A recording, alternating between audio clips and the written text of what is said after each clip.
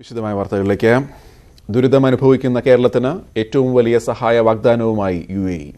700 കോടി രൂപ സഹായമാണ് UAE പ്രഖ്യാപിച്ചത്. അബുദാബി കിരീടാവകാശിയും UAE ഉപസർവ സൈന്യാധിപനുമായ Sheikh Mohammed bin Zayed Al Nahyan പ്രധാനമന്ത്രിയെയാണ് ഇക്കാര്യം അറിയിച്ചതെന്ന് പിണറായി വിജയൻ പറഞ്ഞു. UAE ഗവൺമെന്റ് നമ്മളുടെ ഈ വിഷമത്തിൽ പങ്കുചേരാനും സഹായിക്കാനും തയ്യാറായിട്ടുണ്ട്.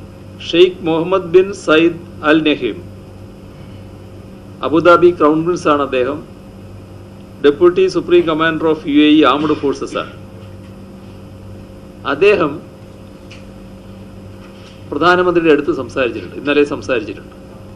നമ്മുടെ UAEയുടെ സഹായമായിട്ട് അവർ നിശ്ചയിച്ചിട്ടുള്ളത് കേരളത്തെ സഹായിക്കാൻ $100 മില്യൺ, 700 കോടി രൂപയാണ്. ഇന്ത്യൻ റുപ്പിയിലെടുത്താൽ 700 കോടി രൂപ വരും. ആ 700 കോടി രൂപയുടെ സഹായം കേരളത്തിന് നൽകാനാണ് അവർ തീരുമാനിച്ചിട്ടുള്ളത്. ഇത് നമ്മുടെ വിഷമം മനസ്സിലാക്കിയുള്ള ഒരു സഹായ വാഗ്ദാനമാണ്. രക്ഷാപ്രവർത്തനത്തിനോ ദുരിതാശ്വാസ പ്രവർത്തനത്തിനോ അന്താരാഷ്ട്ര സഹായം ആവശ്യമില്ലെന്ന് കേന്ദ്ര സർക്കാർ. പുനരധിവാസ പ്രവർത്തനങ്ങൾക്കുള്ള പദ്ധതി ഐക്യരാഷ്ട്രസഭ സമർപ്പിച്ചാൽ അക്കാര്യം പരിശോധിക്കും. ശശി തരൂർ MP ഐക്യരാഷ്ട്ര സംഘടനയുമായി ചർച്ച നടത്തിയതിന് പിന്നാലെയാണ് കേന്ദ്ര നിലപാട് പുറത്തുവന്നിരിക്കുന്നത്. ഉണ്ണികൃഷ്ണൻ ചേരുന്നു. അതായത് ഇപ്പോൾ അടിയന്തര രക്ഷപ്പെടുത്തൽ അല്ലെങ്കിൽ അടിയന്തര സാഹചര്യം അത് രാജ്യം തന്നെ ചെയ്തുകൊള്ളാം. ഭാവിയിലുള്ള പുനർനിർമ്മാണം അതിലേക്ക് സഹായം അല്ലെങ്കിൽ അതിലേക്ക് പദ്ധതിയുമായി വന്നാൽ പരിഗണിക്കാം. അങ്ങനെയാണോ നിലപാട്? തീർച്ചയായും. അതായത് ഇപ്പോഴത്തെ ഘട്ടത്തിൽ സഹായങ്ങൾ ആവശ്യമില്ല എന്നാണ് കേന്ദ്ര സർക്കാർ പറയുന്നത്. നിലവിലെ സാഹചര്യങ്ങളെ നേരിടാൻ വേണ്ടി കേന്ദ്ര സംസ്ഥാന സർക്കാരുകളുടെ പ്രവർത്തനത്തിലൂടെ കഴിഞ്ഞിട്ടുണ്ട്. കേന്ദ്രം നൽകിയ സഹായത്തിൽ തന്നെ തൃപ്തരാണെന്ന നിലപാടാണ് സംസ്ഥാന സർക്കാരിനുമുള്ളത്. ഈ സാഹചര്യത്തിൽ അന്താരാഷ്ട്ര ഏജൻസികളുടെ UN അടക്കമുള്ള അന്താരാഷ്ട്ര ഏജൻസികളുടെ സഹായം ആവശ്യമില്ല എന്നാണ് കേന്ദ്രം പറയുന്നത്. എക്കണോമിക് അഫയേഴ്സ് ഡിപ്പാർട്ട്മെന്റാണ് ഇക്കാര്യത്തിൽ അന്തിമമായ ഒരു തീരുമാനം വിദേശത്ത് നിന്ന് സഹായം കൈക്കൊള്ളുന്ന കാര്യത്തിൽ തീരുമാനിക്കേണ്ടത്. UN ഏജൻസികൾ ഇതിനകം തന്നെ ഇന്ത്യയിൽ ആവശ്യമായ സഹായം നൽകാമെന്ന് പറഞ്ഞിട്ടുണ്ട്. വലിയ ദുരന്തങ്ങൾ ഉണ്ടാകുമ്പോൾ ആദ്യഘട്ടത്തിലുള്ള ഈ അന്താരാഷ്ട്ര സംഘടനകളുടെ ഇടപെടൽ അവിടെ രക്ഷാപ്രവർത്തനത്തിനും ദുരിതാശ്വാസ പ്രവർത്തനത്തിനും ആവശ്യമായ സഹായങ്ങൾ നൽകുക എന്ന നിലയ്ക്കാണ്. കേരളത്തിൽ ഇപ്പോൾ രക്ഷാപ്രവർത്തനം പൂർത്തിയായിട്ടുണ്ട്. ദുരിതാശ്വാസ പ്രവർത്തനങ്ങൾ പുരോഗമിക്കുന്നു. കേന്ദ്രം അതിന് സഹായങ്ങൾ നൽകുന്നുണ്ട് എന്നാണ് കേന്ദ്രത്തിന്റെ വിശദീകരണം. ഇനി പുനരുദ്ധാരണത്തിന് ആവശ്യമായ സഹായം വേണമോ എന്നതിൽ കേന്ദ്ര സർക്കാർ തീരുമാനമെടുക്കും. ഐക്യരാഷ്ട്രസഭ അടക്കമുള്ള ഏജൻസികൾക്ക് ഇതിനുള്ള പദ്ധതികൾ കേന്ദ്ര സർക്കാരിന് സമർപ്പിക്കാം.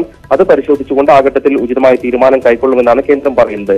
അടിയന്തരമായ രീതിയിലുള്ള സഹായങ്ങളാണ് ഇപ്പോൾ വേണ്ട എന്ന് വെച്ചിരിക്കുന്നത്. മാത്രമല്ല ജപ്പാൻ അടക്കമുള്ള ചില രാജ്യങ്ങൾ ഇന്ത്യക്ക് കേരളത്തിന് സഹായം നൽകാമെന്ന് കേന്ദ്ര സർക്കാരിനെ അറിയിക്കുകയും ചെയ്തിരുന്നു. അതിലൊന്നും ഒരു അനുകൂലമായ നീക്കങ്ങൾ ഇപ്പോൾ കേന്ദ്ര സർക്കാരിന്റെ ഭാഗത്തു നിന്നും ഉണ്ടാകില്ല എന്നാണ് അറിയാൻ കഴിയുന്നത്. ഉണ്ണി, ഇതിന്റെ ഇപ്പൊ ഈ സഹായങ്ങൾ ലഭ്യമാകുമായിരുന്നെങ്കിൽ അത് എങ്ങനെ പ്രയോജനപ്പെട്ടേനെ എന്നാണ് ഇത് അറിയാവുന്നവർ വിദഗ്ധർ പറയുന്നത്. അതായത് ഇപ്പോൾ അടിയന്തര സാഹചര്യം അത് രാജ്യം തന്നെ ചെയ്തിട്ടുണ്ട്. അതിനപ്പുറമുള്ള സഹായങ്ങൾ എത്തരത്തിലാണ് UN കൊടുക്കാറ്, മറ്റു രാജ്യങ്ങൾ കൊടുക്കാറ്? പദ്ധതികളായിട്ടാണോ അതോ ഇപ്പോൾ UAE 700 കോടി എന്ന ഫണ്ട് പറഞ്ഞിട്ടുണ്ട്, അങ്ങനെ ഫണ്ടായിട്ടാണോ? എങ്ങനെയാണ് അതിന്റെ ഒരു പതിവ് രീതികൾ? അതായത് സാധാരണ ഒരു ദുരന്തം ഉണ്ടാകുമ്പോൾ വിദേശ രാജ്യങ്ങൾ സഹായവുമായി വരുമ്പോൾ ഒന്നുകിൽ കൃത്യമായ തുക നിശ്ചയിച്ച് നൽകുക, അല്ലെങ്കിൽ വിവിധ പുനരുദ്ധാരണ പദ്ധതികൾക്ക് ആവശ്യമായ പദ്ധതികൾക്കുള്ള ധനസഹായം നൽകുക എന്നതാണ് രീതി. ഇപ്പോൾ UAE ആകട്ടെ 700 കോടി രൂപ നൽകാമെന്ന വാഗ്ദാനമാണ് നൽകിയിരിക്കുന്നത്. ഈ പുനരുദ്ധാരണ പദ്ധതികൾ ഉദ്ദേശിച്ചു തന്നെയാണ്. ഏതു തരത്തിലുള്ള പദ്ധതികളായിരിക്കുമെന്നത് സംബന്ധിച്ച് വിശദമായ കൂടിയാലോചനകൾ ഒരുപക്ഷെ വൈകാതെ തന്നെ ഉണ്ടായേക്കും. ജപ്പാൻ അതേസമയം കേന്ദ്ര സർക്കാരിനെ അറിയിച്ചത് ആവശ്യമായ എല്ലാ സഹായങ്ങളും നൽകാമെന്നുള്ളതാണ്. കേന്ദ്രം ഇനി ജപ്പാനോട് ആവശ്യപ്പെടുമ്പോഴാണ് എന്തൊക്കെ സഹായങ്ങൾ നൽകാൻ കഴിയുമെന്ന് അവർ വ്യക്തമാക്കേണ്ടത്. പക്ഷേ അങ്ങനെ ഒരു നീക്കം കേന്ദ്ര സർക്കാരിന്റെ ഭാഗത്ത് നിന്ന് അക്കാര്യത്തിൽ ഉണ്ടാകാൻ സാധ്യതയില്ല. മറിച്ച് ഐക്യരാഷ്ട്രസഭ ഏജൻസികൾക്ക് വിവിധ പദ്ധതികളുടെ പുനരുദ്ധാരണത്തിനായുള്ള സഹായങ്ങളാണ് നൽകാൻ കഴിയുക. ഇന്നലെ ജനീവയിൽ ഐക്യരാഷ്ട്രസഭ ഉദ്യോഗസ്ഥരുമായി നടത്തിയ ചർച്ചകൾക്ക് ശേഷം ശശി തരൂർ തന്നെ പറഞ്ഞത് ചില പദ്ധതികളുടെ കാര്യത്തിൽ, പ്രത്യേകിച്ച് പുനർനിർമ്മാണ പദ്ധതികളിലൊക്കെ വലിയ സഹായങ്ങൾ നൽകാൻ കഴിയും എന്ന നിലയ്ക്കാണ്. ആ നിലയ്ക്കുള്ള പദ്ധതികൾ സമർപ്പിക്കുകയാണ് വേണ്ടത് ഐക്യരാഷ്ട്രസഭ ഏജൻസികൾ. ആ മുറയ്ക്കായിരിക്കും കേന്ദ്ര സർക്കാർ അത് അംഗീകരിച്ചുകൊണ്ട് അക്കാര്യത്തിലൊരു തീരുമാനമെടുക്കുക. ഒരു സംശയ നിവാരണത്തിനാണ് ഉണ്ണി. അതായത് ഇന്ന പദ്ധതികൾക്ക് നമ്മൾ ഫണ്ട് ചെയ്യാം എന്നുള്ളത് അത് ഐക്യരാഷ്ട്രസഭയാണോ നൽകേണ്ടത്, അതോ നമുക്ക് ഇന്ന പദ്ധതികൾക്ക് കാശ് ആവശ്യമുണ്ടെന്ന് ഇവിടുന്നാണോ മെസ്സേജ് പോകേണ്ടത്? പറയുന്നത് ഈ ഏജൻസികൾ അവരുടെ ശുപാർശകൾ നൽകണമെന്നുള്ളതാണ്. പക്ഷേ സാധാരണ രീതിയിൽ കേന്ദ്രം സഹായം ആവശ്യപ്പെടുന്ന ഒരു സാഹചര്യമാണ് വലിയ ദുരന്തങ്ങൾ ഉണ്ടാകുമ്പോൾ ഉണ്ടാകാറ്. 2001 ഗുജറാത്തിലെ ഭൂകമ്പത്തിന്റെയൊക്കെ പശ്ചാത്തലത്തിൽ ഐക്യരാഷ്ട്രസഭ അടക്കമുള്ള അന്താരാഷ്ട്ര ഏജൻസികളുടെയും വിദേശ രാജ്യങ്ങളുടെയും ഒക്കെ സഹായം ഇന്ത്യ പ്രതീക്ഷിച്ചിരുന്നു. ആ രീതിയിലുള്ള എല്ലാ അനുകൂലമായ നിലപാടുകളും ഇന്ത്യയുടെ ഭാഗത്തു നിന്നും ഉണ്ടായിരുന്നു. പക്ഷേ ഇപ്പോഴത്തെ ദുരന്തത്തിൽ ഇന്ത്യ നേരിട്ട് ഐക്യരാഷ്ട്രസഭയോട് സഹായം തേടിയിട്ടില്ല. മറിച്ച് ഐക്യരാഷ്ട്രസഭ ഇങ്ങോട്ട് സന്നദ്ധത അറിയിക്കുകയാണ് ചെയ്തിരിക്കുന്നത്. ശശി തരൂർ അടക്കമുള്ളവർ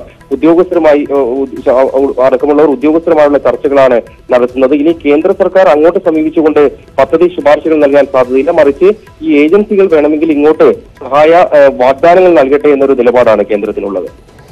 ഉണ്ണികൃഷ്ണനാണ് വിവരങ്ങൾ നൽകിയത്. പ്രളയത്തിൽ ഒറ്റപ്പെട്ടുപോയവരെ സുരക്ഷിത സ്ഥാനങ്ങളിലേക്ക് മാറ്റുന്ന ജോലിയും പൂർണ്ണതയിലേക്ക്. ചെങ്ങന്നൂരും ചാലക്കുടിയിലും രക്ഷാപ്രവർത്തനം പൂർത്തിയായി. നെല്ലിയാമ്പതിയിൽ നിന്ന് രോഗികളെ ഹെലികോപ്റ്റർ വഴി ആശുപത്രിയിൽ എത്തിക്കുകയാണ്. മുല്ലപ്പെരിയാർ ഡാമിന്റെ മുഴുവൻ ഷട്ടറുകളും അടച്ചു. റെയിൽവേയും KSRTCയും കൂടുതൽ സർവീസുകൾ പുനരാരംഭിച്ചു.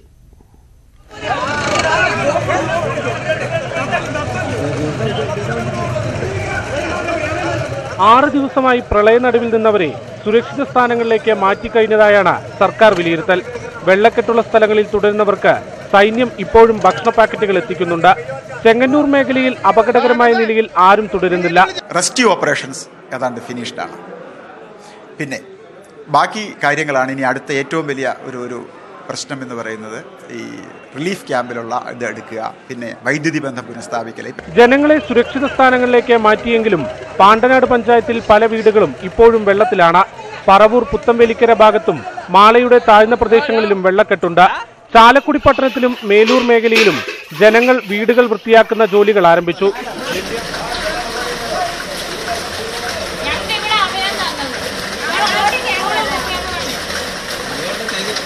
നെല്ലിയാമ്പതിയിൽ നിന്ന് രോഗികളെ ഹെലികോപ്റ്റർ ഉപയോഗിച്ച് ആശുപത്രിയിലേക്ക് മാറ്റുന്നുണ്ട്.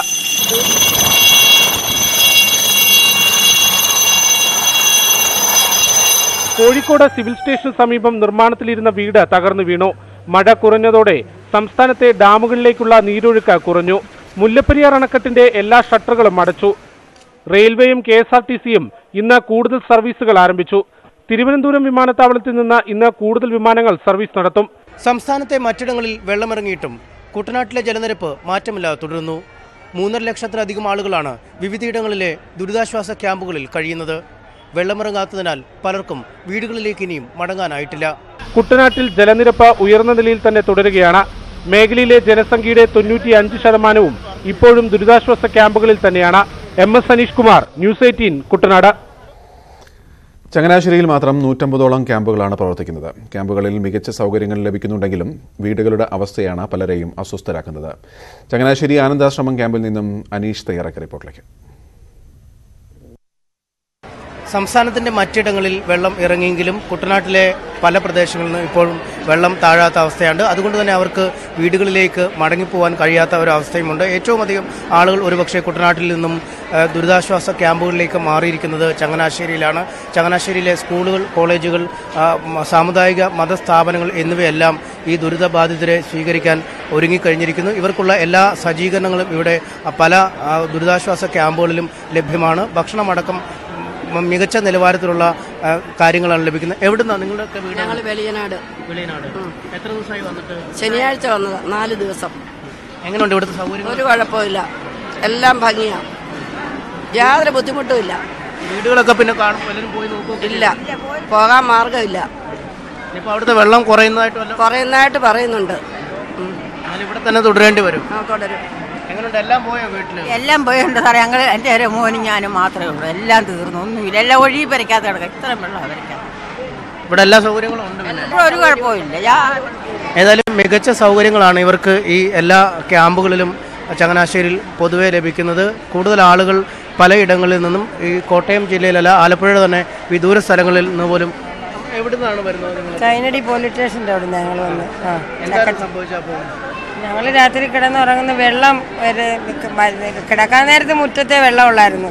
അത് കഴിഞ്ഞതിന് ശേഷം ഉടനെ തന്നെ മുറിക്കകത്തോട്ട് വെള്ളം കയറി. വെളുപ്പാങ്കാലം ആയപ്പം ബെഡെല്ലാം ഞങ്ങളുടെ മുങ്ങുന്നു.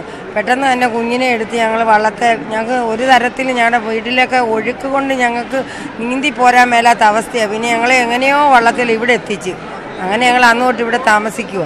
കൊച്ചിന് എന്തെങ്കിലും അപകടം വല്ലതും ഉണ്ടാവും? കൊച്ചു വെള്ളത്തിൽ പോയാലും ഞങ്ങൾ പെട്ടെന്ന് ഇങ്ങനെ എടുത്തായിരുന്നു. എന്നെ സിറ്റ് ഔട്ടേന്ന് മുങ്ങിയപ്പോൾ ഇവക്ക് വെള്ളത്തിൽ ഇഷ്ടം. അങ്ങനെ ചാടുക, ഞങ്ങൾ ചാടി പിടിച്ചു. ഞങ്ങൾ പെട്ടെന്ന് നനഞ്ഞ് ആ വേഷത്തോടെ വേഷത്തോടെ കുഞ്ഞിനെയും കൊണ്ട് വരും. ഞങ്ങളുടെ വീട്ടിൽ കിടക്കുന്ന സകല സാധനങ്ങളും മുങ്ങി ഇപ്പം കിടക്കുക. ലാസ്റ്റ് അവിടെ ഒരു പട്ടി മാത്രം അതിനകത്ത് കിടപ്പുണ്ട്. ഇവിടെ ഇപ്പോൾ എങ്ങനെയുണ്ട് കാര്യങ്ങളൊക്കെ? ഇവിടെ ഒരു കുഴപ്പമില്ല, ഞങ്ങൾക്ക് സുഖ ജീവിതമാണ്. പക്ഷേ ഞങ്ങളുടെ ഇവിടെ ഇപ്പം ഞങ്ങൾക്ക് നല്ല സന്തോഷമാണ്. ഞങ്ങളുടെ വീട്ടിലോട്ട് ചെല്ലുന്നിടത്തെ അവസ്ഥ ഓർത്ത് വീട് മറിയുമോ എന്നുള്ള എരേരിപ്പാടം എന്ന് പറയുന്ന പാടത്തിൻ്റെ സൈഡിൽ ഞങ്ങൾ വിര പണിത് വെച്ചിരിക്കുന്നു. ആ ഒരു ബുദ്ധിമുട്ട് ഇവിടെ ഞങ്ങൾക്ക് സന്തോഷം. വീട്ടിലോട്ട് ചെല്ലുന്ന ഒരു പ്രയാസങ്ങളേ ഉള്ളൂ എങ്ങനെയാണെന്നുള്ള രീതി. അവിടെയൊക്കെ ഒത്തിരി പാമ്പുകളുള്ള സ്ഥലം കൂടെ ഞങ്ങളുടെ നാട്ടിൽ. മിക്കപ്പോഴും പാമ്പിനെയും മൂർഖനെയും പിടിച്ചുകൊണ്ടിരിക്കുന്നതാണ്. ചേട്ടാ എവിടെ സ്ഥലം? എവിടെ സ്ഥലം ആനാശ്രമം ചങ്ങനാശ്ശേരി. തന്നെ ഉള്ള ആളാ? ഇവിടെ തന്നെ ക്യാമ്പിലുള്ള ആളാ? ക്യാമ്പിലല്ല, ശാഖര കമ്മിറ്റി. എവിടെ സ്ഥലം? എവിടെ? രാമഗിരിയിൽ. എങ്ങനെ വലിയ വെള്ളമാണോ അവിടെ ഇപ്പോഴും? ആ വലിയ വെള്ളം. എങ്ങനെയായിരുന്നു അവിടെ പോകുന്ന ഒരു സമയം? അവിടുന്ന് ഞങ്ങൾ ഇവിടെ വന്നപ്പോൾ 5 മണിയായി. ഒരു ദിവസം അയ്യോളം റോഡിൽ പട്ടിണിക്ക് നിന്നു. എന്നിട്ട് സന്ധ്യ ആയപ്പോൾ കയറി പോന്നു. മുങ്ങിപ്പോയി. വീടൊന്നും കാണത്തില്ല. ഇവിടെ വന്നിട്ട് കാര്യങ്ങളൊക്കെ എങ്ങനെയുണ്ട്? ഒന്നിനും ഒരു കുഴപ്പമില്ല. നമ്മുടെ വീട്ടിൽ കഴിയുന്നതിൽ ഭംഗിയായിട്ടല്ല.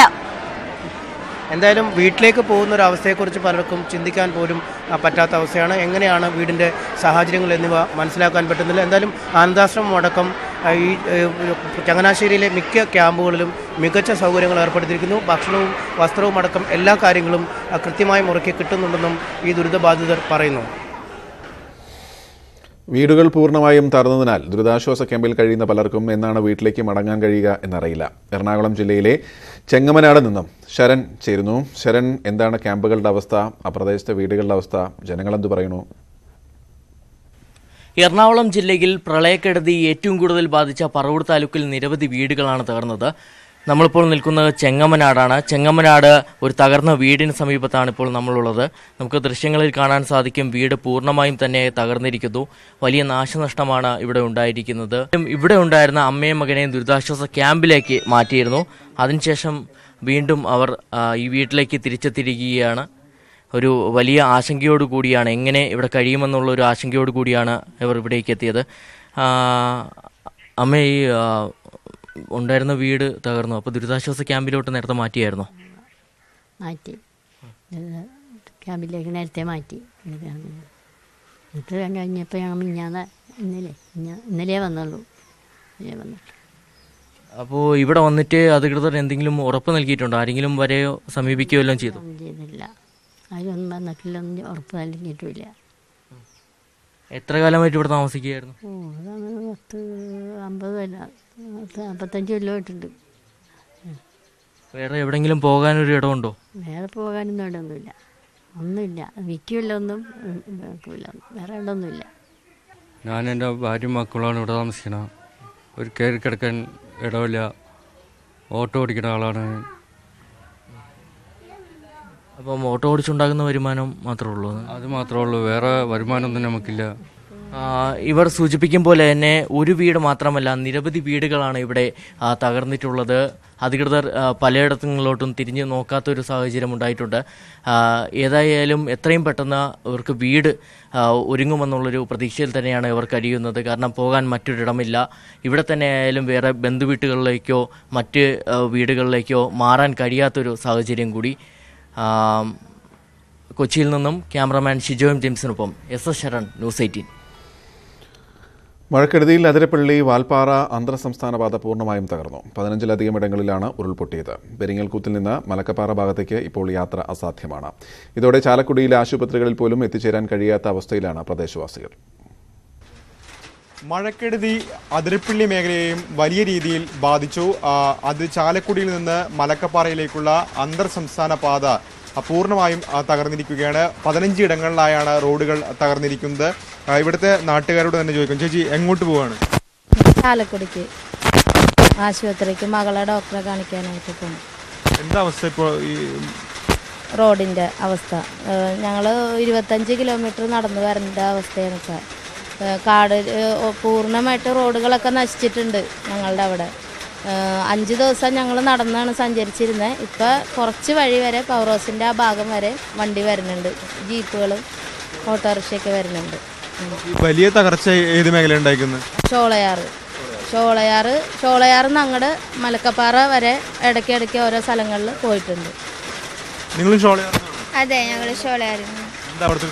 അവിടെ റോട്ടിൽ നിന്നൊന്നും വരാൻ പറ്റില്ല, അതുപോലെയുള്ള ഒരു അവസ്ഥയാണ്. പിന്നെ റോഡൊക്കെ മുഴുവനായിട്ട് ഇങ്ങനെ ഒലിച്ചു പോയേക്കാണ്. ഉരുൾപൊട്ടൽ ഒരു 7-8 സ്ഥലത്ത് ഉരുൾപൊട്ടിയിട്ടുണ്ട്. അപ്പോൾ അവിടുന്ന് ഞങ്ങൾക്ക് ഭക്ഷണമൊന്നും എത്തിക്കാൻ ഇപ്പോൾ ഹെലികോപ്റ്റർ വന്നിട്ടുണ്ടായിരുന്നു.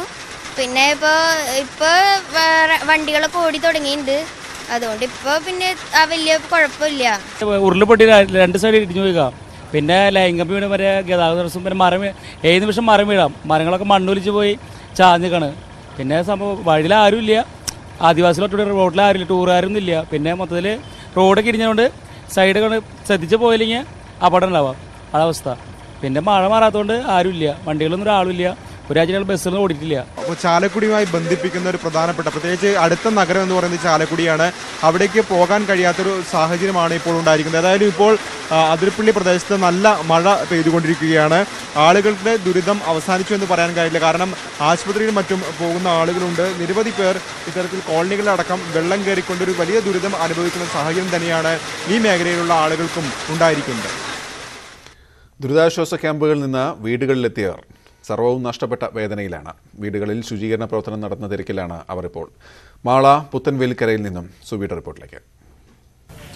ദുരിതാശ്വാസ ക്യാമ്പിൽ നിന്നും മടങ്ങി വീടുകളിലേക്ക് തിരിച്ചെത്തിയവർ വലിയ നിരാശയിലാണ്. ഈ വീട് കിടക്കുന്ന കാഴ്ചകൾ അവരെ തീർത്തും നിരാശരാക്കിയിരിക്കുകയാണ്.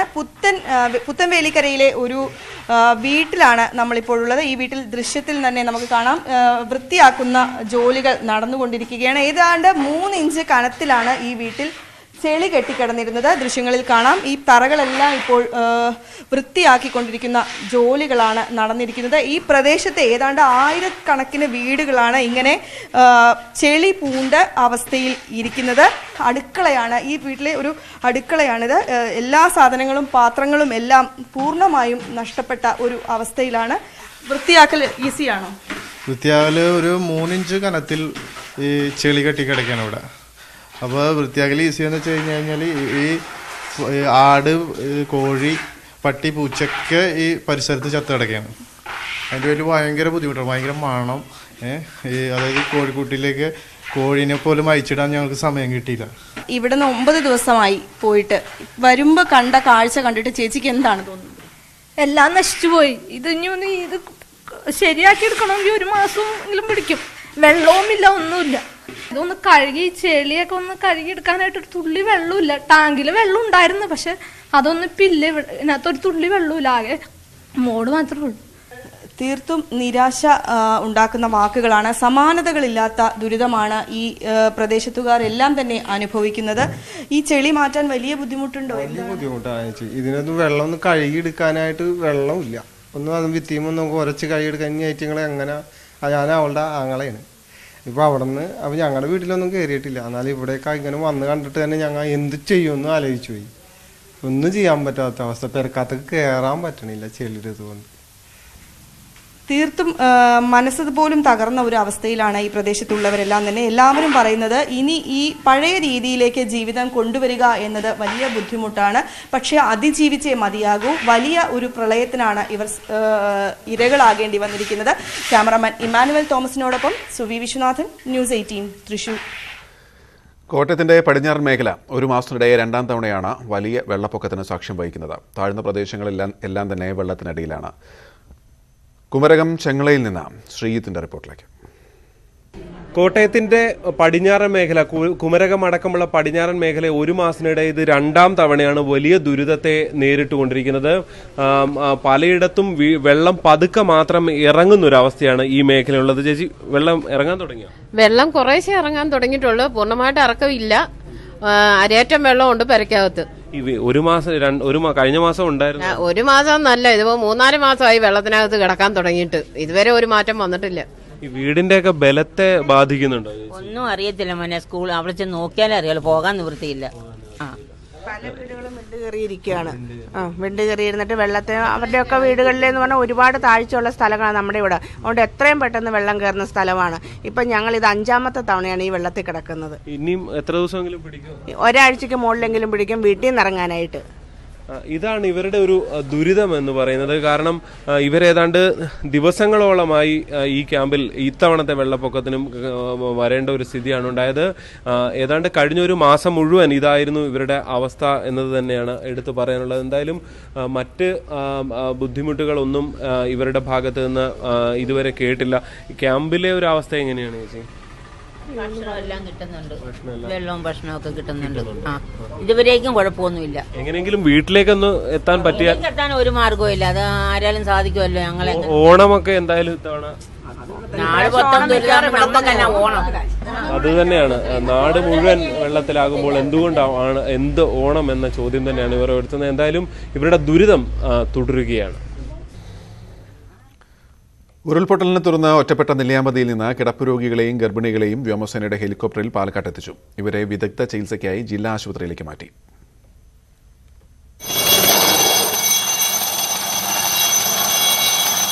കനത്ത മഴയെ തുടർന്ന് 2 ദിവസമായി തടസ്സപ്പെട്ടിരുന്ന രക്ഷാദൌത്യമാണ് ഇന്ന് വിജയത്തിലേക്ക് എത്തിക്കാനായത്. വ്യോമസേനയുടെ 4 ഹെലികോപ്റ്ററുകളിലായി 9 പേരെ നെല്ലിയാമ്പതിയിൽ നിന്നും ആദ്യം എത്തിച്ചു. കഞ്ചിക്കോട് ബെമലിന്റെ ഹെലിപ്പാഡിൽ വന്നിറങ്ങിയ ഇവരെ പാലക്കാട് ജില്ലാ ആശുപത്രിയിലേക്ക് മാറ്റി. 3 ഗർഭിണികളെയും 2 പ്രമേഹ രോഗികളെയും 1 ക്യാൻസർ രോഗിയും ഉൾപ്പെടെയാണ് ആദ്യം കൊണ്ടുവന്നത്. ഞങ്ങൾക്ക് ഞങ്ങളുടെ ഭാഗത്ത് കുറച്ച് വീടുകളിലേക്ക് വെള്ളം കയറിയിട്ടില്ല. ഞങ്ങളുടെ മേൽവശമാണ്. കുറേ ഞങ്ങളുടെ താഴെയുള്ളവർക്ക് ഭയങ്കര ബുദ്ധിമുട്ടാണ്. ഒരുപാട് ബുദ്ധിമുട്ടിയിട്ടാണ് ഞങ്ങളിപ്പോൾ ഇത്ര ദിവസവും. ഇതിനു പുറമെ ഭക്ഷണ സാധനങ്ങളും ഹെലികോപ്റ്റർ മാർഗം നെല്ലിയാമ്പതിയിൽ എത്തിച്ചു. സ്ഥിതിഗതികൾ വിലയിരുത്താനായി ജില്ലാ കലക്ടർ ബി ബാലമുരളിയും നെല്ലിയാമ്പതി സന്ദർശിച്ചു. അടിയന്തര ചികിത്സ ആവശ്യമുള്ള മുഴുവൻ പേരെയും ഹെലികോപ്റ്ററിൽ പാലക്കാട്ടെത്തിക്കാനാണ് തീരുമാനം. നെല്ലിയാമ്പതിയിൽ അടിയന്തര ചികിത്സ ആവശ്യമുള്ള മുഴുവൻ പേരെയും ഹെലികോപ്റ്ററിൽ പാലക്കാട്ടേക്ക് എത്തിക്കാനാണ് തീരുമാനം. ക്യാമറമാൻ KM പ്രേത്തിനൊപ്പം പ്രസാദ് ഉടുമ്പശ്ശേരി, ന്യൂസ് 18 പാലക്കാട്. ദുരിതാശ്വാസ പ്രവർത്തനങ്ങൾ അവലോകനം ചെയ്യാൻ എറണാകുളം ജില്ലാ കലക്ടർ വിളിച്ചു ചേർത്ത യോഗത്തിൽ തർക്കം. പറവൂർ MLA VD സതീശൻ യോഗത്തിന് എത്താത്തതിന് ചൊല്ലിയായിരുന്നു തർക്കം.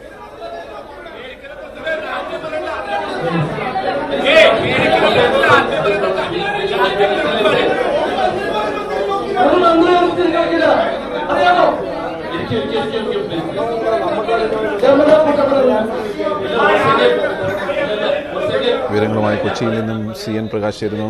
പ്രകാശ്, എന്താണ് പ്രശ്നം? ഇന്ന് കളക്ടർ വിളിച്ചു ചേർത്ത അവലോകന യോഗമാണ് അലങ്കോലപ്പെടാൻ ഇടയാക്കിയത്.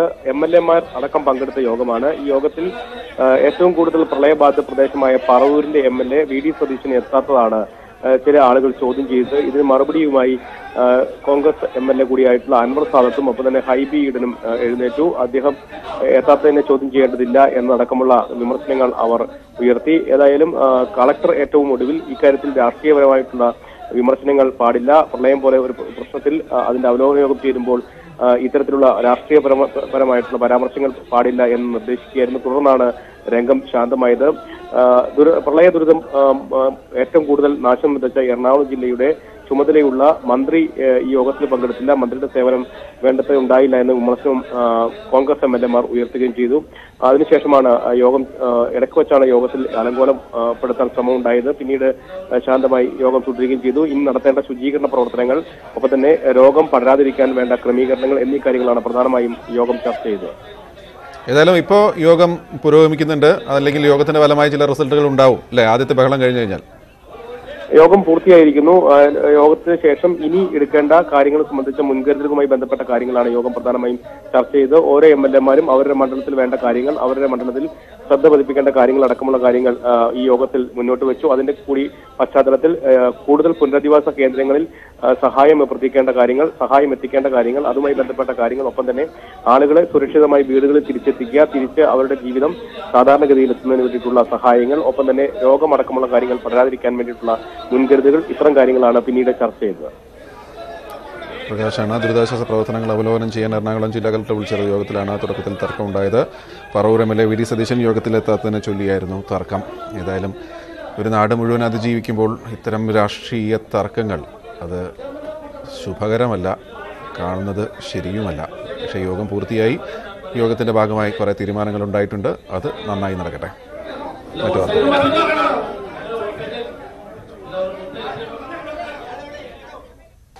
വാർത്തകൾ തുടരുന്നു. രക്ഷാപ്രവർത്തനം പൂർണ്ണമായും സൈന്യത്തെ ഏൽപ്പിക്കണമെന്ന ആവശ്യം അജ്ഞത മൂലമാണെന്ന് ദ്രുതകർമ്മസേന. സംസ്ഥാന സർക്കാരിന്റെ പിന്തുണയില്ലാതെ ഒരു സേനയ്ക്കും ദുരിതാശ്വാസ പ്രവർത്തനം നടത്താനാവില്ല എന്ന് ദ്രുതകർമ്മസേന ഡെപ്യൂട്ടി കമാൻഡന്റ് ജി മധു ന്യൂസ് 18 പറഞ്ഞു.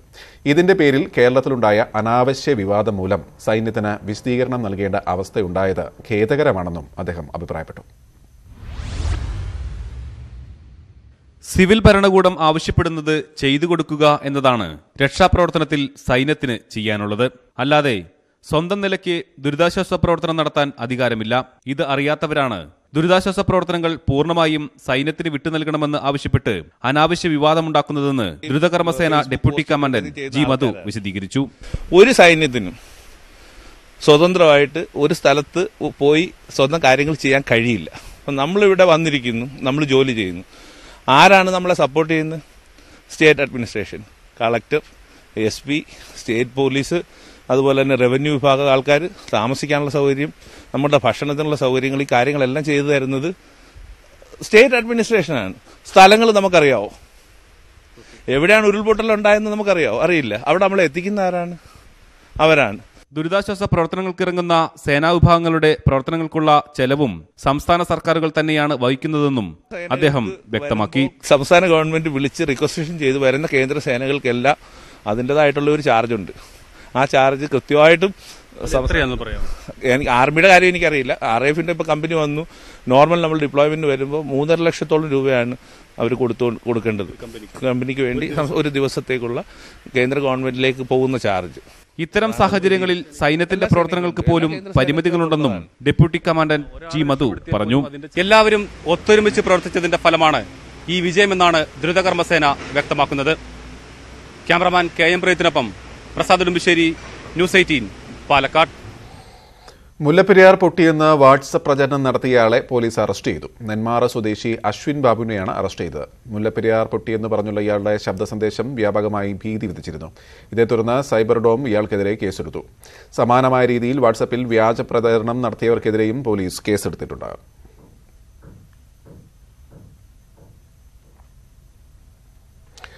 പെരിങ്ങൽകൂത്ത് ഡാമിന്റെ ഷട്ടർ താഴ്ത്താനാവാതെ KCB. ഡാമിന്റെ ഷട്ടറുകളിൽ മരത്തടികൾ കുടുങ്ങിയത് കാരണമാണ് ഷട്ടറുകൾ താഴ്ത്താനാവാത്തത്. 7 ഷട്ടറുകളും താഴ്ത്താൻ കഴിയുന്നില്ല. സുർജിത്ത് തയ്യാറാക്കിയ റിപ്പോർട്ടിലേക്ക്. കഴിഞ്ഞ 16-ന് ഉണ്ടായ മഹാപ്രളയത്തിന്റെ തുടർച്ചയായുള്ള ദൃശ്യങ്ങളാണ് ഇപ്പോൾ നമുക്ക് ലഭിച്ചിരിക്കുന്നത്. ഈ ദൃശ്യങ്ങളിൽ വ്യക്തമാണ് പെരിങ്ങൽകുത്ത് അണക്കെട്ട് നിറഞ്ഞ് കവിഞ്ഞ് ഒഴുകുന്ന ദൃശ്യങ്ങളാണ് നമുക്ക് ലഭിച്ചിട്ടുള്ളത്. ഇതേ തുടർന്ന് ഈ ഡാമിലേക്ക് പോകുന്ന റോഡുകൾ പൂർണ്ണമായും തകരുന്ന അവസ്ഥ ഉണ്ടായിട്ടുണ്ട്. തൂണക്കടവ്, പറമ്പിക്കുളം, ഷോളയാർ, കേരള ഷോളയാർ അണക്കെട്ടുകളിൽ നിന്നാണ് പെരിങ്ങൽകുത്തിലേക്ക് വെള്ളം എത്തുന്നത്. ഈ വെള്ളത്തിന്റെ അളവ് വലിയ അളവിൽ ഉയർന്ന ഒരു സ്ഥിതി ഉണ്ടായി. ഇതേ തുടർന്നാണ് ഡാം കവിഞ്ഞ് ഒഴുകുന്ന ഒരു അവസ്ഥയുണ്ടായത്. ഇതേ തുടർന്നാണ് അവിടേക്കുള്ള റോഡ് ഉൾപ്പെടെ തകർന്നിരിക്കുന്നത്. ഇതിന്റെ ഭാഗമായാണ് ഇത്തരത്തിലുള്ള വലിയ വെള്ളപ്പൊക്കത്തെ തുടർന്ന് ആണ് ചാലക്കുടി പുഴയിൽ ജലനിരപ്പ് ഉയരാനുള്ള സാഹചര്യം ഉണ്ടായത്. ജലനിരപ്പ് ഉയർന്ന ശേഷം ആ അവസ്ഥ ഉണ്ടായതിന് തൊട്ടു പിന്നാലെയാണ് ചാലക്കുടി പുഴയുടെ കീഴ്ത്തടങ്ങളിൽ, അതായത് ചാലക്കുടി പാലത്തിന്റെ സമീപത്തും അതോടൊപ്പം തന്നെ അതിന് താഴേക്ക് പുത്തൻവേലിക്കര വരെ എത്തുന്ന ഭാഗം, ചാലക്കുടി പുഴയുടെ ഭാഗത്ത് മുഴുവൻ വെള്ളക്കെട്ടും വെള്ളപ്പൊക്കവും ഉണ്ടാകുന്ന സ്ഥിതിയിലേക്കും വീടുകൾ നശിക്കുന്ന സ്ഥിതിയിലേക്കും കാര്യങ്ങൾ മാറിയത്. അതിന്റെ ഒരു ആരംഭം എന്ന് പറഞ്ഞാൽ ഇതാണ്. ചാലക്കുടി പുഴയിൽ ഏറ്റവും അവസാനമായുള്ള ഡാമാണ്, ആ ഡാം ശൃംഖലയുടെ അവസാനമായുള്ള ഡാമാണ്. ചാലക്കുടി പുഴയിലെ മറ്റ് ഡാമുകൾ അപ്പർ ഷോളയാറിൽ നിന്ന് തുടങ്ങി ലോവർ ഷോളയാറും പെരിങ്ങൽകുത്തും അതോടൊപ്പം തന്നെ തൂണക്കടവും പറമ്പിക്കുളം എന്നീ ഡാമുകളെ ആശ്രയിച്ചാണ് ഈ വിവിധ ജലവൈദ്യുത പദ്ധതികൾ ഉൾപ്പെടെ നിലനിൽക്കുന്നത്. ഇതിന് താഴെ, അതായത് ഈ അതിരപ്പള്ളി വെള്ളച്ചാട്ടത്തിന്, ഞാനിപ്പോൾ നിൽക്കുന്ന അതിരപ്പള്ളി വെള്ളച്ചാട്ടത്തിന് താഴെയായുള്ള തുമ്പൂർമുഴി ചെക്ക് ഡാം ഉൾപ്പെടെ ഉള്ളത് ഈ ശൃംഖലയുടെ ഭാഗമാണ്. ഇവിടെയെല്ലാം തന്നെ നിറഞ്ഞ് കവിഞ്ഞ് ഒഴുകുന്ന ഒരു സ്ഥിതിവിശേഷമുണ്ടായി. ഇതേ തുടർന്നാണ് ഇത്ര വലിയ ഒരു മഹാപ്രളയത്തിലേക്ക് കാര്യങ്ങൾ എത്തിയത്. എന്നാൽ നിലവിൽ സ്ഥിതിഗതികൾ വളരെ ശാന്തമാണെന്നും ഒരു തരത്തിലുള്ള ആശങ്കയുടെ കാര്യമില്ല എന്നുള്ള തരത്തിലുള്ള നിലപാടാണ് KSEB അധികൃതരുടെ ഭാഗത്തു നിന്നും നമുക്ക് ലഭ്യമാവുന്നത്. ഇന്നത്തെ ജലനിരപ്പ് സംബന്ധിച്ചുള്ള കൃത്യമായ രീതിയിലുള്ള വിവരങ്ങളും KSEBയിൽ നിന്ന് നമുക്ക് ലഭ്യമായിട്ടുണ്ട്. ഇതിൽ പരമാവധി ജലസംഭരണ ശേഷിയായ FR ലെവൽ സുധിത്താണ് വിവരങ്ങൾ നൽകിയത്. കഴുത്തറ്റം മുങ്ങിയവരുടെ കഴുത്തിറക്കാൻ കാത്ത്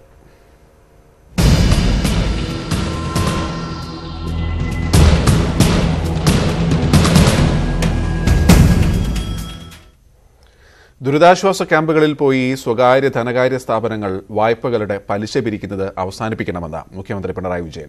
ഇത്തരം നടപടികളിൽ നിന്നും ധനകാര്യ സ്ഥാപനങ്ങൾ പിന്തിരിയണം. വായ്പ തിരിച്ചടയ്ക്കാൻ കൂടുതൽ സമയം അനുവദിക്കണം. വായ്പകൾക്ക് മൊറട്ടോറിയം പ്രഖ്യാപിക്കുന്ന കാര്യം ഇവർ പരിഗണിക്കണമെന്നും മുഖ്യമന്ത്രി ആവശ്യപ്പെട്ടു. ദുരിതാശ്വാസ ക്യാമ്പിൽ കഴിയുന്നവരെ വായ്പാ കുടിശ്ശിക അടയ്ക്കാത്തതിന് ധനകാര്യ സ്ഥാപനങ്ങൾ ഭീഷണിപ്പെടുന്നത് ന്യൂസ് 18 റിപ്പോർട്ട് ചെയ്തിരുന്നു. ഇതേ തുടർന്നാണ് മുഖ്യമന്ത്രിയുടെ ഇടപെടൽ.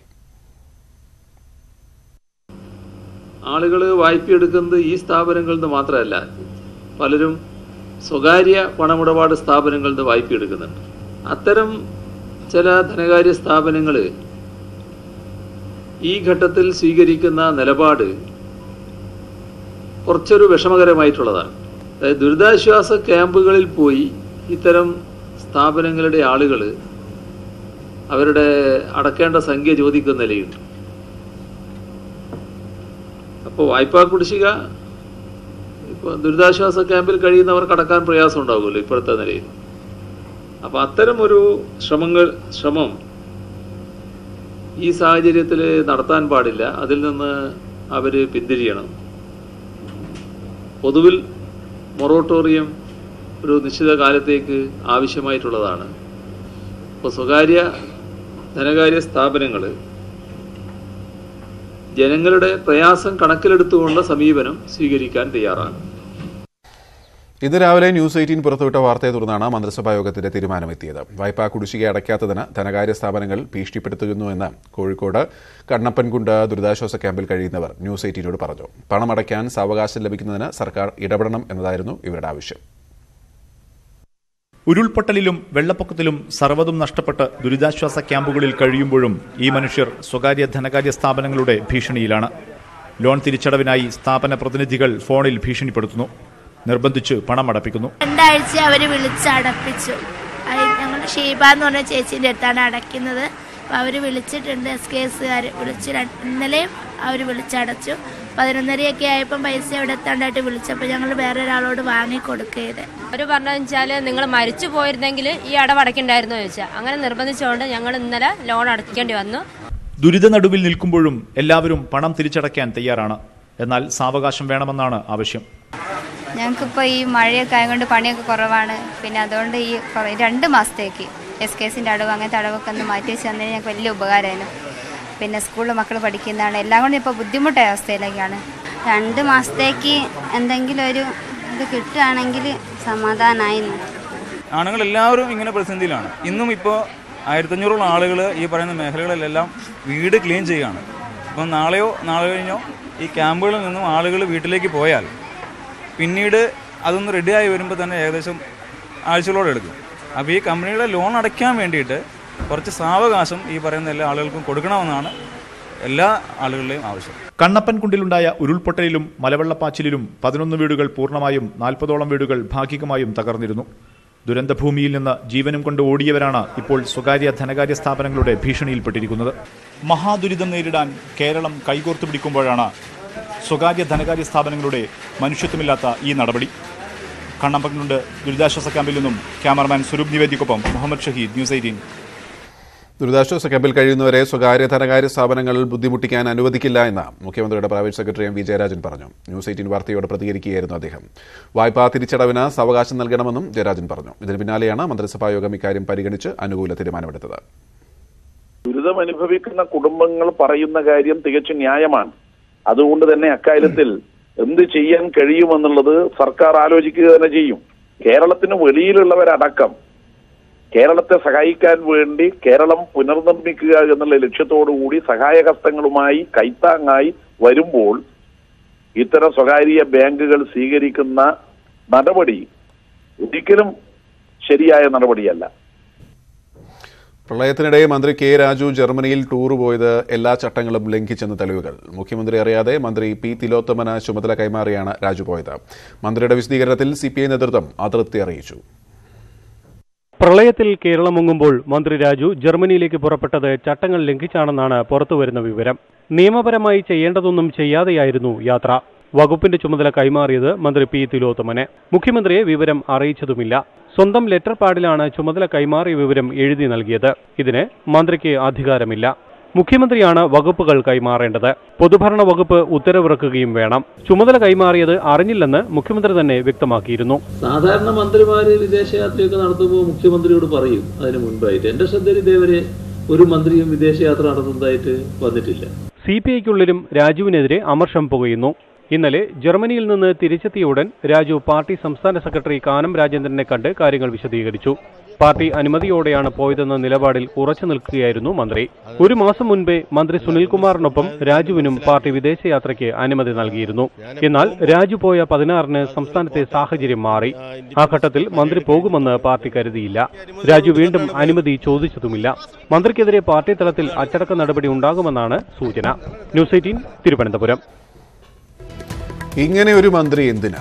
ന്യൂസ് 18 പൊതുവേദി ഇന്ന് പരിശോധിക്കുന്നത് ഈ വിഷയമാണ്. പ്രേക്ഷകർക്കും പ്രതികരിക്കാം. വിളിക്കേണ്ട നമ്പർ 0471 66158881. വാട്സ്ആപ്പ് വീഡിയോയും പ്രതികരണം അറിയിക്കാം. പൊതുവേദി വൈകിട്ട് 4:30. KPCC യോഗത്തിൽ നേതൃത്വത്തിനെതിരെ വിമർശനം. സർക്കാരിന്റെ വീഴ്ചകൾ തുറന്നു കാട്ടാൻ നേതൃത്വത്തിന് കഴിഞ്ഞില്ല എന്ന KC ജോസഫും K മുരളീധരനും വിമർശനം ഉന്നയിച്ചു. കിരൺ ബാബു ചേരുന്നു. കിരൺ, എന്തൊക്കെയാണ്? ഗോപി, പ്രധാനമായും ഇന്നത്തെ KPCC യോഗം ദുരന്ത നിവാരണ പ്രവർത്തനങ്ങൾ ചർച്ച ചെയ്യാൻ വേണ്ടിയാണ് ചേർന്നത്. സംസ്ഥാനത്ത് 1000 വീടുകൾ വെച്ച് നൽകാൻ യോഗം തീരുമാനിച്ചു. ഈ യോഗത്തിൽ KPCC നേതൃത്വത്തിനെതിരെ രൂക്ഷമായ വിമർശനങ്ങൾ ഉയർന്നു. യോഗം തുടങ്ങിയപ്പോൾ തന്നെ രമേശ് ചെന്നിത്തല സർക്കാരിന്റെ ഈ ദുരന്ത മുഖത്ത് സർക്കാരിന്റെ ദുരിതാശ്വാസ പ്രവർത്തനങ്ങൾ ഏതെല്ലാം തരത്തിലാണ് പരാജയപ്പെട്ടത്, ഈ പരാജയങ്ങളെല്ലാം ഓരോന്ന് അക്കമിട്ട് നിരത്തിയാണ് സംസാരിച്ചത്. അതിനുശേഷം പക്ഷെ അദ്ദേഹം പറഞ്ഞു, ഈ ഇത്തരം ഒരു ഘട്ടത്തിൽ ദുരന്തത്തിൽ കേരളം ഒന്നിച്ചു നിൽക്കേണ്ട ഒരു ഘട്ടമാണ്. ഈ ഘട്ടത്തിൽ ഇത്തരം ഒരു വിമർശനങ്ങൾ പരസ്യമായി ഉന്നയിക്കുന്നതിന്റെ പരിമിതിയുണ്ട്. അങ്ങനെ ആ ഒരു തീരുമാനം നിലപാടല്ല എടുക്കേണ്ടത്. അതുകൊണ്ട് മാത്രമാണ് തൽക്കാലം വിമർശനം ഒഴിവാക്കിയത്. പിന്നീട് ഇങ്ങനെ വിമർശനം സ്വാഭാവികമായിട്ടുണ്ടാവും. ഇതെല്ലാം തുറന്നു പറയും എന്നത് ആദ്യം തന്നെ അറിയിച്ചിരുന്നു. സമാനമായ നിലപാടാണ് KPCC അധ്യക്ഷൻ MM അസിനും എടുത്തത്. എന്നാൽ തുടർന്ന് സംസാരിച്ച നേതാക്കൾ ഓരോരുത്തരും K മുരളീധരൻ പറഞ്ഞത്, സർക്കാരിന്റെ ഭാഗത്തു നിന്ന് ഇത്രയേറെ വലിയ വീഴ്ചകൾ ഉണ്ടായെങ്കിൽ ഒരു മൃദു സമീപനം പ്രതിപക്ഷത്തിന്റെ ഭാഗത്തു നിന്ന് ഉണ്ടാകാൻ പാടില്ലായിരുന്നു. ദുരന്തങ്ങൾ വീഴ്ചകൾ ഓരോന്ന് തുറന്നു കാണിക്കാൻ കഴിയണമായിരുന്നു. സർക്കാരിന്റെ ഇപ്പോൾ പൂർണ്ണമായും ദുരന്തത്തിൽ നിന്ന് ഒരു ഘട്ടം കഴിഞ്ഞപ്പോൾ തന്നെ സർക്കാരിന്റെ വിജയമായിട്ടാണ് സർക്കാരും സർക്കാരിനെ നയിക്കുന്ന CPM-ഉം പ്രചരിപ്പിക്കുന്നത്. ഈ പ്രചരണത്തെ നേരിടാൻ കഴിയാത്ത അവസ്ഥയാണ് കോൺഗ്രസിനുള്ളത്. യഥാർത്ഥ സമയത്ത് കൃത്യമായ വീഴ്ചകൾ തുറന്നു പറയാൻ കഴിഞ്ഞിരുന്നുവെങ്കിൽ അത് ഉണ്ടാകുമായിരുന്നില്ല. അക്കാര്യത്തിൽ KPCC നേതൃത്വത്തിനും പ്രതിപക്ഷ നേതാവിനോടക്കം വീഴ്ച വന്നെന്നുള്ള പരോക്ഷമായ ആരോപണമാണ് അദ്ദേഹം ഉന്നയിച്ചത്. തുടർന്ന് സംസാരിച്ച ജോസഫ് വാഴക്കനും ഇതേ ആരോപണം തന്നെയാണ് ഉന്നയിച്ചത്. മുഖ്യമന്ത്രി എല്ലാ ദിവസവും മാധ്യമങ്ങളെ കാണാൻ മടിച്ചിരുന്ന മുഖ്യമന്ത്രി എല്ലാ ദിവസവും കൃത്യമായി 8:30 മണിക്ക് തന്നെ മാധ്യമങ്ങളെ കണ്ടിരുന്നത്. മാധ്യമങ്ങളെ ചർച്ച ഒഴിവാക്കാൻ വേണ്ടിയാണ്. ബുദ്ധിപരമായ ഒരു നീക്കമായിരുന്നു മുഖ്യമന്ത്രി നടത്തിയത്. പക്ഷേ ഇത് തിരിച്ചറിയാൻ കോൺഗ്രസ് നേതൃത്വത്തിന് കഴിഞ്ഞില്ല എന്നുള്ള ഒരു ആരോപണം ജോസഫ് വാഴയ്ക്ക് ഉന്നയിച്ചു. അതോടൊപ്പം തന്നെ തിരുവഞ്ചൂർ രാധാകൃഷ്ണൻ പറഞ്ഞത്, പമ്പാ നദിയിൽ ഇത്രയേറെ, ചെങ്ങന്നൂർ ഭാഗത്ത് ഇത്രയേറെ വെള്ളപ്പൊക്കം ഉണ്ടാകാനുള്ള പ്രധാനപ്പെട്ട കാരണം മുന്നറിയിപ്പില്ലാതെ ഡാമുകൾ തുറന്നുവിട്ടതാണ്. ഈ മുന്നറിയിപ്പില്ലാതെ ഡാമുകൾ തുറന്നുവിട്ടത് ക്രിമിനൽ കുറ്റമാണ്. ഈ വിഷയത്തിൽ ജുഡീഷ്യൽ അന്വേഷണം വേണം എന്നുള്ള ഒരു ആവശ്യം ഉന്നയിക്കണമെന്നാണ് തിരുവഞ്ചൂർ രാധാകൃഷ്ണൻ പ്രധാനമായും ഉന്നയിച്ചത്. വർക്കല കഹാർ, KC ജോസഫ് തുടങ്ങി നിരവധി നേതാക്കൾ സർക്കാരുമായി ദുരന്തത്തിൽ യോജിച്ചു നിൽക്കുമ്പോൾ തന്നെ സർക്കാരിന്റെ വീഴ്ചകൾ തുറന്നു കാട്ടാൻ യഥാസമയം കഴിഞ്ഞില്ല എന്നുള്ള വിമർശനമാണ് ശക്തമായി ഉയർത്തിയത്. സംസ്ഥാനത്ത് KSRTCയും റെയിൽവേയും കൂടുതൽ സർവീസുകൾ പുനഃസ്ഥാപിച്ചു. കഴിഞ്ഞ ദിവസങ്ങളിൽ മുടങ്ങിയിരുന്ന എറണാകുളം ഷൊർണൂർ പാതയിൽ ട്രെയിൻ സർവീസ് തുടങ്ങി. KSRTC ദീർഘദൂര സർവീസുകളും അന്തർ സംസ്ഥാന സർവീസുകളും നടത്തുന്നുണ്ട്. തിരുവനന്തപുരം വിമാനത്താവളത്തിൽ നിന്ന് 36 അധിക സർവീസുകൾ നടത്തും.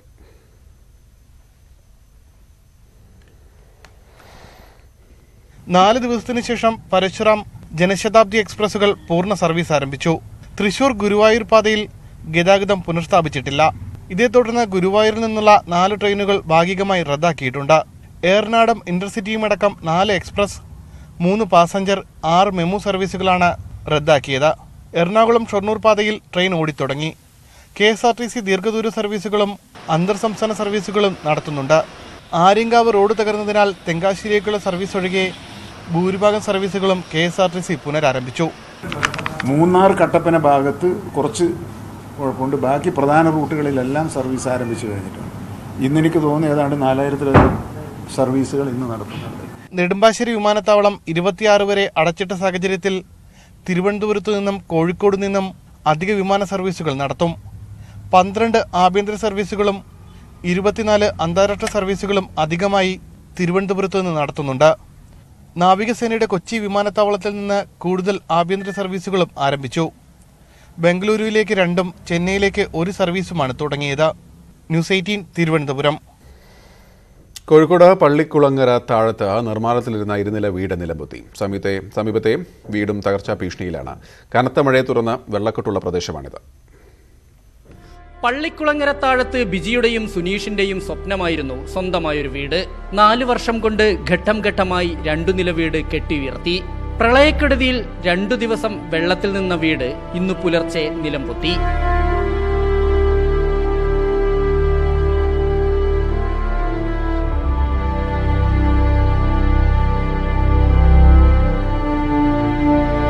ഇൻഡെക്സ് മോട്ടോഴ്സിലെ ജീവനക്കാരനായ സുനീഷ് സഹകരണ ബാങ്കിൽ നിന്ന് 5 ലക്ഷം രൂപ വായ്പയെടുത്തു. ബിജിയുടെ ആഭരണങ്ങളും പണയപ്പെടുത്തി. ഇതുവരെ 15 ലക്ഷം രൂപ ചെലവ് വന്നു. വീട് നിർമ്മാണം മാത്രം പൂർത്തിയാക്കാനായില്ല. വായ്പ സഹകരണ ബാങ്കിൽ 5 ലക്ഷം ലോണുണ്ട്. പിന്നെ ഗോൾഡിൻ്റെത്, പിന്നെ കയ്യിലുള്ള ഗോൾഡെല്ലാം വിറ്റ് ഇതാക്കി. പിന്നെ ബാക്കി അല്ലാതെ വേറെ ചെറിയ ലോണുകൾ കാര്യങ്ങൾ അങ്ങനെ കുടുംബശ്രീൻ്റെത് എല്ലാം കൂടി ആയിട്ടൊക്കെ അങ്ങനെയൊക്കെ കൂടിയാണ് ഇത്രയും ഒരു 4.5 വർഷത്തിൻ്റെ അടുത്താണ് ഞങ്ങൾ ജോലി തുടങ്ങിയിട്ട്. ഇനി ഇവിടുന്ന് അങ്ങോട്ടേക്കുള്ള ജോലി നടത്താനും ബുദ്ധിമുട്ടി നിൽക്കുമ്പോഴാണ് ഇങ്ങനെ ഒരു സംഭവം ഉണ്ടായത്. സമീപത്തുള്ള മോഹനന്റെ മകൾ അംബികയുടെ വീടിന്റെ ഒരു ഭാഗവും തകർന്നിട്ടുണ്ട്. നിർമ്മാണത്തിലിരിക്കുന്ന വീട് അംബികയുടെ വീടിന്റെ ഒരു ഭാഗം മുകളിലേക്കാണ് വീണത്. അംബികയോടും കുടുംബത്തിനോടും ഇവിടെ നിന്ന് മാറി താമസിക്കാൻ അധികൃതർ നിർദ്ദേശം നൽകിയിട്ടുണ്ട്. ക്യാമറാമാൻ സ്വരൂപ് നിവേദ്യയ്ക്കൊപ്പം എസ് വിനേഷ് കുമാർ, ന്യൂസ് 18 കോഴിക്കോട്. ദുരിതാശ്വാസ ക്യാമ്പിൽ അഭയാർത്ഥിയെ എത്തിയ ഡോക്ടറും കുടുംബവും ക്യാമ്പിലെത്തുന്നവർക്ക് ആശ്വാസമാവുന്നു. പത്തനംതിട്ട മാലക്കര സ്വദേശി ജിനു ജി തോമസാണ് ചെങ്ങന്നൂർ ക്രിസ്ത്യൻ കോളേജിൽ മെഡിക്കൽ ക്യാമ്പിന് നേതൃത്വം നൽകുന്നത്. വെള്ളത്തിൽ മുങ്ങിയ വീട്ടിൽ നിന്നും 2 ദിവസങ്ങൾക്ക് ശേഷം മത്സ്യത്തൊഴിലാളികളാണ് ഡോക്ടറെയും കുടുംബത്തെയും രക്ഷിച്ചത്. രാവിലെ ഒരു 4-4:30 ആയപ്പോഴാണ് നമ്മൾ അറിയുന്നത് വെള്ളം പൊങ്ങുന്നു, ആറ്റിൽ വെള്ളം പൊങ്ങുന്നു എന്നറിഞ്ഞു. അപ്പോൾ നമ്മൾ നേരെ ആദ്യം ചെയ്ത് വണ്ടി എടുത്ത് ദൂരോട്ട് ഉയരമുള്ളിടത്തേക്ക് കൊണ്ടിടാമെന്ന് കരുതി വണ്ടി അവിടെ കൊണ്ടുപോയിട്ടിട്ട് തിരിച്ചു വന്നപ്പോഴത്തേനും റോഡിലും മുറ്റത്തൊക്കെ വെള്ളമായി തുടങ്ങി. അകത്ത് കയറി സാധനം എന്തെങ്കിലുമൊക്കെ എടുക്കാമെന്ന് കരുതി അകത്തുള്ളതൊന്ന് അറേഞ്ച് ചെയ്തപ്പോഴത്തേനും പുറത്തിറങ്ങാൻ പറ്റാത്തതുപോലെ റോഡിലോട്ടങ്ങ് വെള്ളമായി. വെള്ളത്തിൽ വീട് മുങ്ങിത്താഴുമ്പോൾ പുറം ലോകവുമായി ബന്ധപ്പെടാൻ ആകെ ഉണ്ടായിരുന്നത് മൊബൈൽ ഫോൺ മാത്രം. ഒടുവിൽ അതും നിശ്ചലമായി. 2 ദിവസങ്ങൾക്ക് ശേഷം നടുക്കയത്തിൽ നിന്നും മത്സ്യത്തൊഴിലാളികൾ രക്ഷപ്പെടുത്തി ചെങ്ങന്നൂർ ക്രിസ്ത്യൻ കോളേജിൽ ജിനുവിനെയും കുടുംബത്തെയും എത്തിച്ചു. അഭയാർത്ഥിയായി എത്തിയ ജിനു ഇപ്പോൾ ദുരിതാശ്വാസ ക്യാമ്പിലെത്തുന്നവർക്ക് മതിയായ വൈദ്യസഹായം നൽകുകയാണ്. കുറേ അധികം ക്യാമ്പുകളിൽ, റിലീഫ് ക്യാമ്പുകളിൽ ഒക്കെ ഇങ്ങനെ പോയി മെഡിക്കൽ എയ്ഡ് കൊടുത്തിട്ടുണ്ട്. ആദ്യമായിട്ടാണ് ഒരു റെഫ്യൂജി ആവുന്ന സിറ്റുവേഷൻ വരുന്നത്. സർക്കാർ പ്രാഥമികാരോഗ്യ കേന്ദ്രത്തിലെ ജീവനക്കാരനാണ് ജിനു. ഇദ്ദേഹത്തിന്റെ ഭാര്യ നിമ സൂസനും വോളണ്ടറായി സേവനമനുഷ്ഠിക്കുന്നു. ആദ്യം അഭയാർത്ഥിയായിട്ട് വന്നു. അപ്പോൾ നോക്കിയപ്പോൾ ഒത്തിരി പേര് വൈദ്യസഹായത്തിനായിട്ട് അലയുന്നു. അവിടെ ഒരു ഡോക്ടർ ഇല്ലായിരുന്നു. അപ്പോൾ പുള്ളി അപ്പോൾ തന്നെ ഒരു മണിക്കൂർ പോലും പാഴാക്കാതെ പുള്ളി അപ്പോൾ തന്നെ കയറി ഒരു ചെറിയൊരു സെറ്റപ്പിൽ അത് തുടങ്ങി. അത് ഇത്രയും വിപുലമായി, വേറൊരു റൂമിലോട്ട് മാറി അത് ഇത്രയും വിപുലമായി. ജിനു തോമസ് തുടങ്ങിവെച്ച മെഡിക്കൽ ക്യാമ്പ് ഇപ്പോൾ ഇവിടെ സജീവമാണ്. രാവിലെ 8 മുതൽ വൈകിട്ട് 10 മണിവരെയാണ് സേവനം. ക്യാമറമാൻ ഷിജു ചവറയ്ക്കൊപ്പം സനോജ് സുരേന്ദ്രൻ, ന്യൂസ് 18 ചെങ്ങന്നൂർ. ദുരിതമേഖലയിൽ നിർണായക സേവനം നടത്തിയവരാണ് ഇന്ത്യൻ നേവിയുടെ ദൗത്യസംഘം. രക്ഷാപ്രവർത്തനം ഏറെക്കുറെ പൂർത്തിയായിട്ടും ഹെലികോപ്റ്റർ വഴിയുള്ള സഹായഹസ്തം നീട്ടി നേവിയുടെ സംഘം ഇപ്പോഴും ജാഗരൂകരാണ്. പ്രളയക്കെടുതിയിൽ നിർണായക സേവനം നടത്തിയതാണ് നാവികസേനാ വിഭാഗം. ദക്ഷിണ മേഖല നാവിക ആസ്ഥാനത്ത് നിന്ന് ഈ ഹെലികോപ്റ്റർ പറന്നുയരുകയാണ്. ചെങ്ങന്നൂരിന്റെയും കൊച്ചിയുടെയും പ്രാന്തമേഖലകളിൽ ഇനി ആരെങ്കിലും കുടുങ്ങിക്കിടക്കുന്നുണ്ടോ എന്ന് തേടിയാണ് യാത്ര. ഒപ്പം ഭക്ഷണ പദാർത്ഥങ്ങളും കരുതിയിരിക്കുന്നു. അടിയന്തര ഘട്ടത്തിൽ രക്ഷപ്പെടുത്താനുള്ള എല്ലാ തയ്യാറെടുപ്പുകളുമായിട്ടാണ് ഈ സംഘത്തിന്റെ യാത്ര. ഒപ്പം ഞങ്ങളും ചേരുന്നു.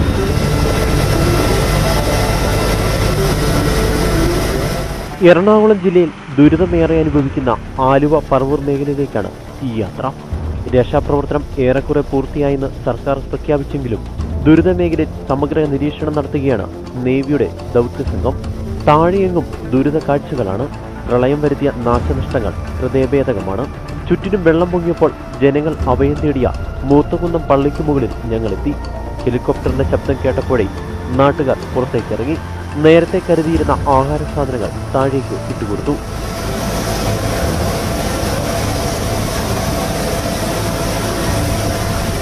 കോട്ടപ്പുറ സെന്റ് മേരീസ് പള്ളിയിലാണ് ക്യാമ്പ് പ്രവർത്തിക്കുന്നത്.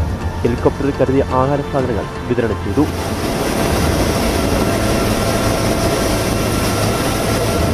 100ഓളം പേരെയാണ് നേവിയുടെ ദൗത്യസംഘം കഴിഞ്ഞ ദിവസങ്ങളിൽ ഇവിടങ്ങളിൽ നിന്ന് ഹെലികോപ്റ്റർ മാർഗം രക്ഷപ്പെടുത്തിയത്. കൊച്ചിയിലെ ദക്ഷിണ നാവിക ആസ്ഥാനത്തു നിന്നും ചെങ്ങന്നൂർ കുട്ടനാട് മേഖലയിലേക്കും നേവിയുടെ സംഘം സഹായമെത്തിക്കുന്നുണ്ട്. CG Sajeesh, news 18 Kochi. പ്രളയം തീർത്ത ദുരിത ജീവിതങ്ങൾക്ക് മുന്നിൽ പ്രതീക്ഷയുടെ വാതിൽ തുറന്ന സന്മനസ്സുകൾ. ന്യൂസ് 18ന്റെ മനസ്സ് തുറക്കാം വീട് തുറക്കാം ഉദ്യമത്തിലൂടെ നിരവധി പേരാണ് ദുരിതബാധിതർക്ക് മുന്നിൽ സ്വന്തം വീടിന്റെ വാതിൽ തുറക്കാൻ തയ്യാറായത്.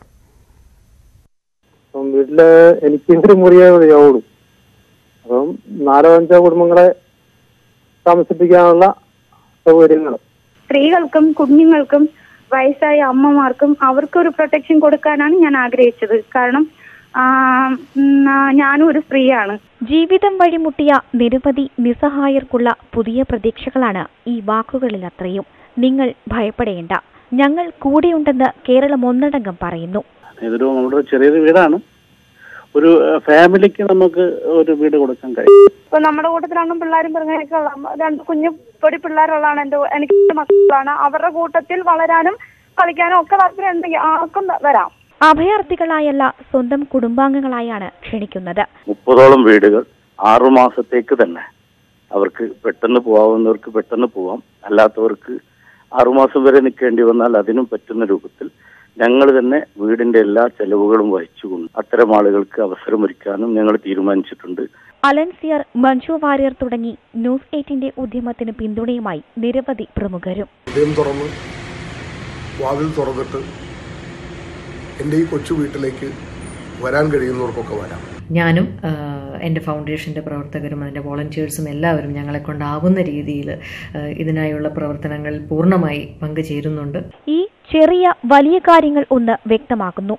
അതെ, നാം അതിജീവിക്കും. News desk, news 18. പ്രളയക്കെടുതിക്കിടെ വിവരം കൈമാറാൻ കഴിയാതെ ബുദ്ധിമുട്ടുന്ന രക്ഷാപ്രവർത്തകരെ സഹായിക്കാൻ ന്യൂസ് 18 മൊബൈൽ ഫോൺ പവർ ബാങ്കുകൾ കൈമാറി. ആലപ്പുഴ ജില്ലയിലെ രക്ഷാപ്രവർത്തകർക്ക് 350 പവർ ബാങ്കുകളാണ് സബ് കളക്ടർ കൃഷ്ണതേജയെ ഏൽപ്പിച്ചത്. കളക്ടറേറ്റിൽ രക്ഷാപ്രവർത്തനം ഏകോപിപ്പിക്കുന്ന കൺട്രോൾ റൂം ഉദ്യോഗസ്ഥർക്ക് സബ് കളക്ടർ പവർ ബാങ്കുകൾ വിതരണം ചെയ്തു. ഷവോമി സൗജന്യമായി നൽകിയ പവർ ബാങ്കുകളാണ് ന്യൂസ് 18 കൈമാറിയത്.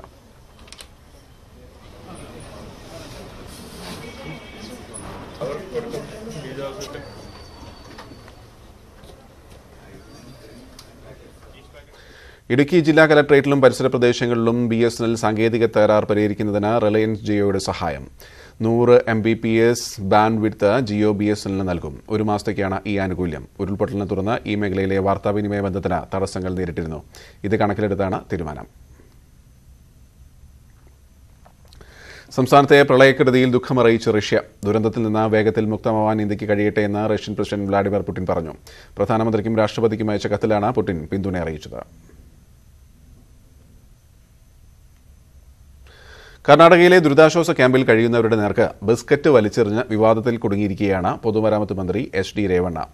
പ്രളയക്കെടുതിയെ തുടർന്ന് ഹസൻ ജില്ലയിലെ ദുരിതാശ്വാസ ക്യാമ്പുകളിൽ കഴിയുന്നവർക്ക് നേരെയാണ് മന്ത്രി ബിസ്ക്കറ്റ് പാക്കറ്റുകൾ വലിച്ചെറിഞ്ഞത്. സ്ഥലപരിമിതി മൂലമാണ് മന്ത്രി അങ്ങനെ ചെയ്തതെന്നാണ് മുഖ്യമന്ത്രിയുടെ വിശദീകരണം.